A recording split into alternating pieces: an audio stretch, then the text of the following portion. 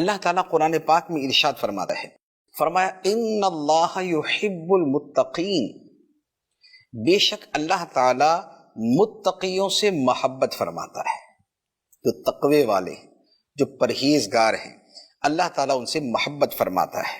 ایک جگہ فرمایا واللہ یحب الصابرین، اور اللہ صبر والوں سے محبت فرماتا ہے، جو صبر کرتے ہیں، اور صبر کرنا اعلیٰ درجے کی عبادت ہے۔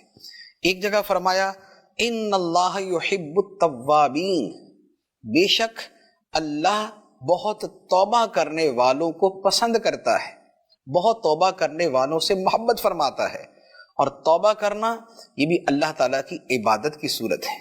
ایک جگہ فرمایا ان اللہ یحب المتوکلین، بے شک اللہ توکل کرنے والوں سے محبت فرماتا ہے، جو خدا پہ بھروسہ کرتے ہیں۔